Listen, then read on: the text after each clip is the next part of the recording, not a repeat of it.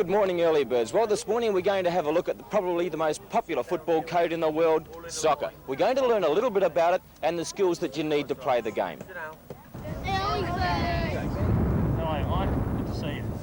Well, out here at the Adamstown Oval this morning, it's a little bit chilly, and I've got the facility of speaking to the coach of the Newcastle KB United side, the very successful National Soccer League side, Kenny Kaiser. And Kenny, how long have the coaching clinics been going? This is the fourth one that we've run, Mike. We started in January 1982, and with the help of Coca-Cola's sponsorship, this is the fourth one we've run, and it looks like being the most successful. Where have the boys come from? They come from all parts of the north, as far up as Cessnock, and we've got one or two from down the Central Coast. And what ages are the boys? They range this year from 5 years, 8 months up to 15, so it's a fair variety.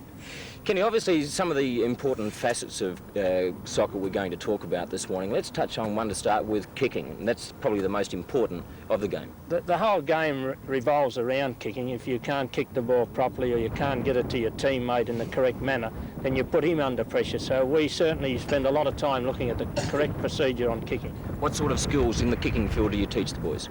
Well, mainly volleying, which seems to be avoided a lot because there's pressure on the boys at junior level to get rid of the ball quickly. We look at volleying and in-step kicking and the side of the foot kicking. Also very, very important in the game of soccer is to be able to control the ball, and that would be an important facet of your coaching. Oh, it's vital that they be confident with the ball. When the ball's coming to them, that they really believe that they can control it, and continual practice is the only way that you can master this skill. And of course in the game of soccer too, it is literally using your head, and heading is a very, very vital part of the game. Yes, we're very fortunate on this course that we've got some of the best headers in the Phillips League, or the National League as it is now, in Bob Mountford and Peter Burke, and they've demonstrated the art of heading to these boys, and we've had some improvement. What other sort of skills do you teach the boys, Ken? Mainly vision. Vision's another important thing, where they're aware of where their teammates are or where the opposition is. And if we can start at an early age instilling these skills into the boys, then we'll finish up with some top-class players. Well, we've talked about a few of the facets of coaching. Let's go and see some of them demonstrated. Okay.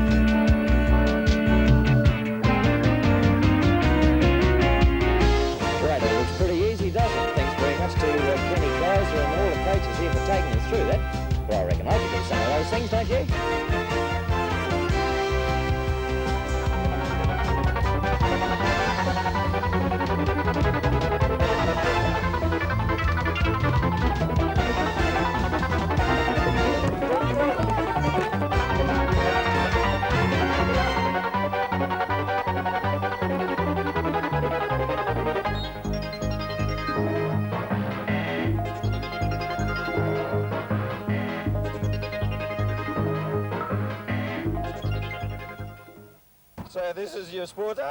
more! Your intrepid early birds sports reporter, Mike Rivet, signing off.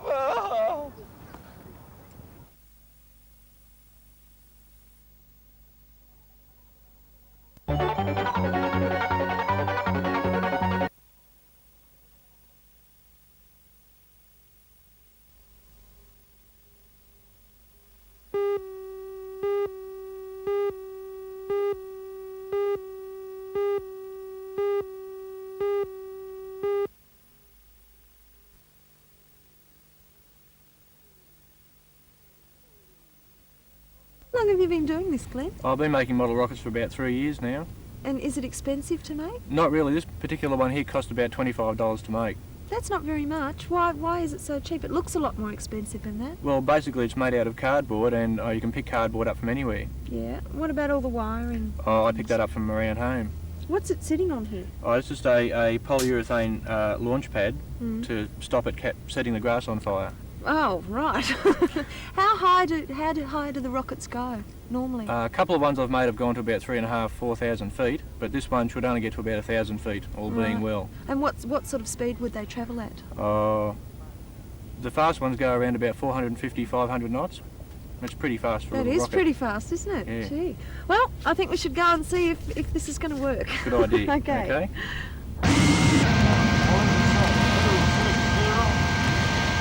This is astronaut Kelly Austin, and we're here at Mission Control, Houston Launching Pad, King Edward Park, and it's T-10 and counting. 9, 8, 7, 6, 5, 4, 3, 2, 1. Blast off.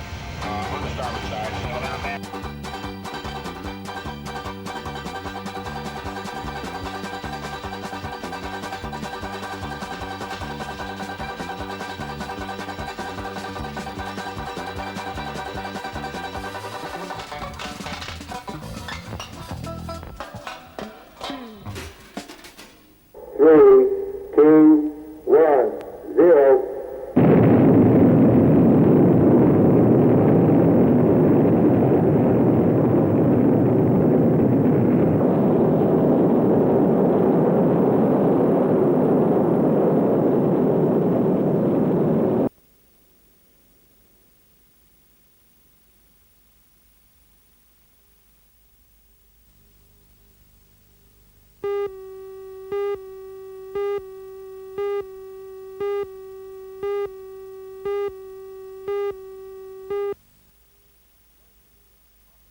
The local firm Coppers has had recent success in China, and Graham Dietz of the Hunter Development Board is hopeful the new program will have similar results.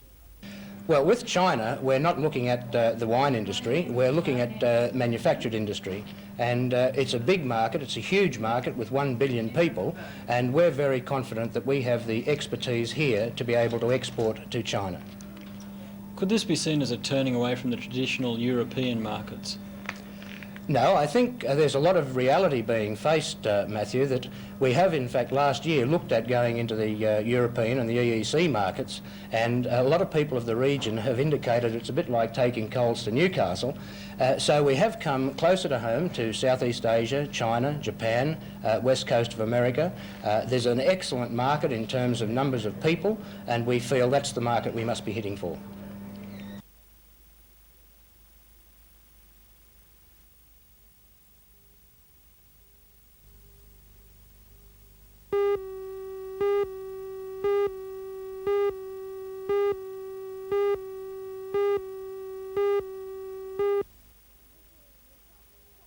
This year's Newcastle show began dismally with rain falling for most of the day.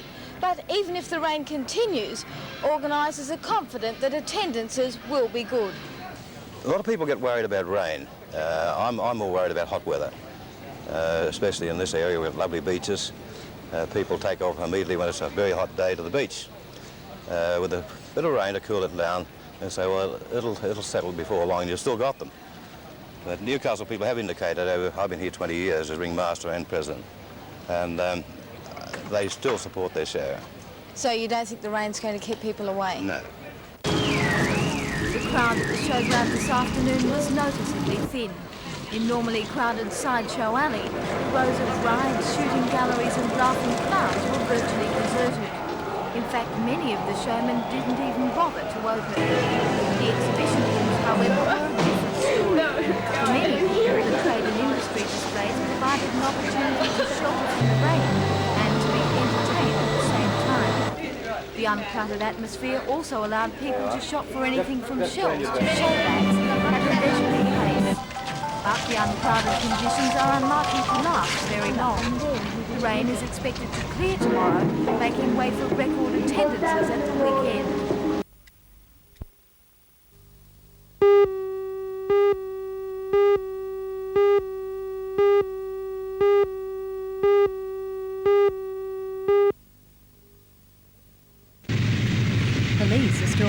New South Wales jails. In the north, manpower is being stretched to the limit. Prisoners have been locked in their cells now for more than 2 weeks. At this stage, there have been no major disturbances, but their hostility is starting to become apparent.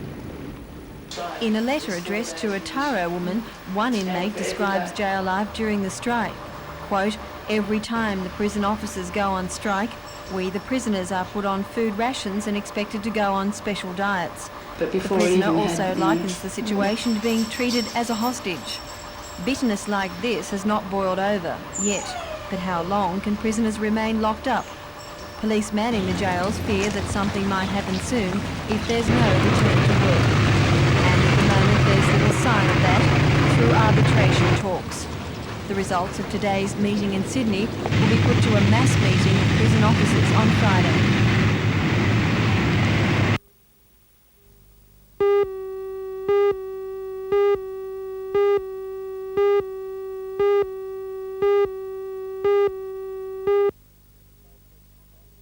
The processing Company cost official of Peter killing and Sullivan processing says the he's animals disappointed has in the strike at risen Maitland. alarmingly, He adds that in and has 7 got to the weeks under stage new where ownership, all those the daily increases have kill at been passed Maitland back has to the- risen, and so the have producer, employment who's opportunities. got less than- All that has been put at risk according to the new management, which doesn't believe the time is right in the industry to meet such demands.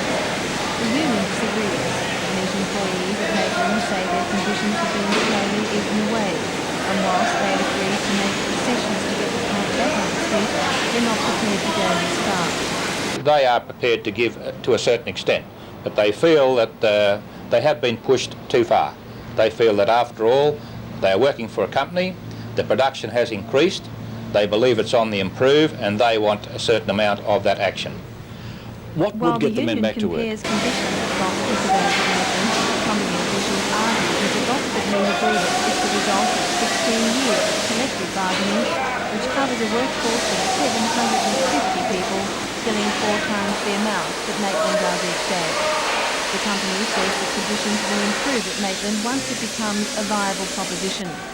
The raw facts are that Maitland is a service abattoir running at a loss, not a big exporter like Gosford.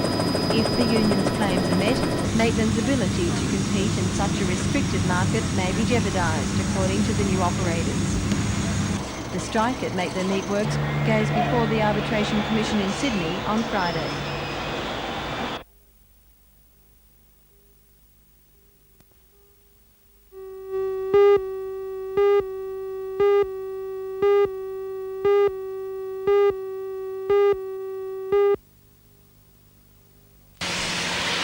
This section of the highway at Hexham was so bad the DMR was called out during the night to put up warning signs. A huge pool of water covered one lane on the southbound side of the road. It was easy to see how dangerous it was for motorists unable to detect the amount of water at night. The driver of this car, a young woman, lost control of her car in the wet and hit a power pole. She was rushed to the Marshall Hospital, suffering head injuries and suspected spinal injuries. There were several bad patches of road like this along the Strait last night, but the extent of flooding raises concern about drainage along these low-lying parts.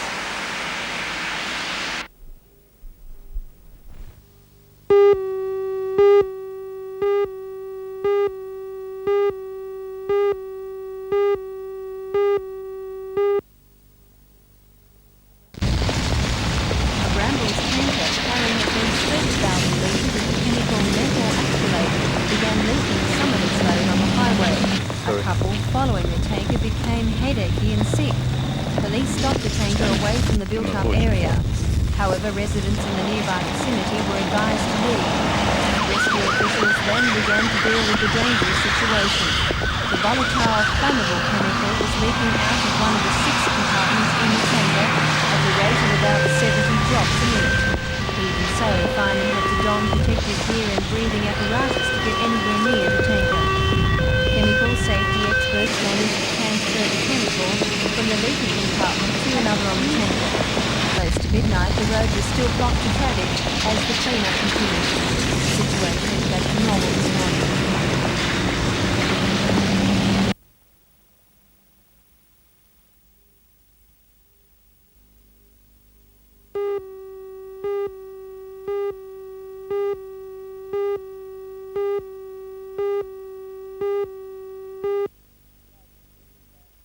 Sergeant Lindsay died in a tragic boating accident in Swansea Channel last Monday night while trying to assist a yacht in difficulty. He was off duty and had been fishing with a friend when he saw the yacht having difficulty in the channel. In trying to assist the yacht, Sergeant Lindsay was thrown from the boat and struck by the propeller. His companion, Senior Constable Ron Calman, supported him in the water for 40 minutes, but he died of injuries before rescue teams could reach them. Senior Constable Calman attended today's full police funeral, which was also attended by Chief Superintendent Titley of Newcastle Police and Executive Chief Superintendent Freudenstein of Sydney.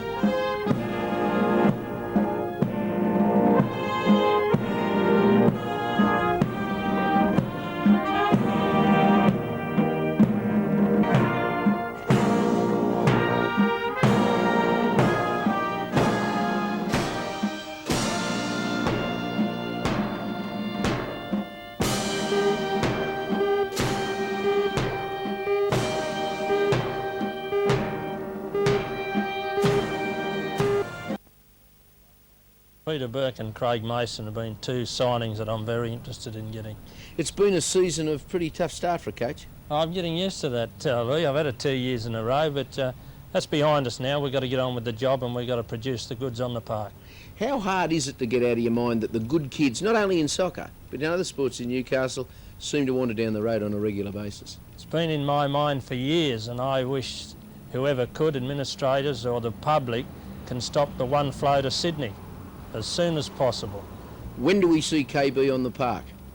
Well, you'll see them on the park a week next Tuesday against Marconi. It was part of David Lowe's transfer deal, and I believe that'll be something to watch the television for, because we're going to come up with some big news on that game.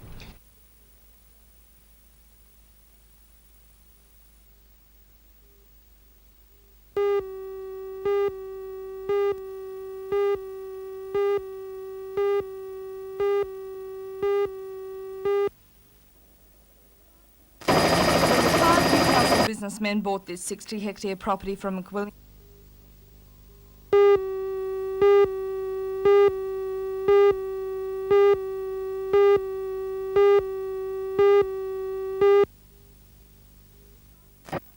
When the 5 Newcastle businessmen bought this 60-hectare property from McWilliams, the grapevines came as part of the deal. Right now the grapes are ripe, so the owners decided to hit 2 birds with 1 stone, a chance to show off their new venture and to give the grapes away, as long as the potential pickers sang the national anthem. Abounds in nature's gifts, our beauty rich and rare.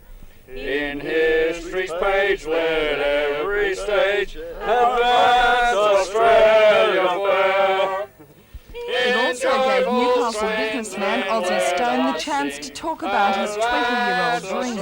After years of trying, Ozzy, who owned the Kentucky Fried Chicken franchise in Newcastle, is convinced the time is right to offer Australian share ownership holiday villas. Of the village his aim is to put the cost of the villas within the reach of the average family. Tennis courts, puppet theatres for the children, a ham radio centre, astronomy labs, gymnasiums, computer games and videos. They're all in the Village Olympus plan. It sounds too good to be true, so what's in it for the developers? In the marketing of the real estate, we do put a profit margin on the holiday cottage. We give the land away for the rural price. We build the cottages for with everything in it that we want in it, and then we put a small margin on that. And then we share between ourselves what profits are made off that, so that we do make money before we go into business for Australia. So it's a good scheme for us, and it's a good scheme for the families, and it's going to be a good scheme for the area, because it'll mean that families will be able to come up from Sydney and stay in the Hunter Valley for 7 days on a residential basis, not just come up overnight, go to a restaurant and go home. They'll stay up here and they'll go to the riding schools, use the golf clubs, use all the facilities, and that's what we're trying to do.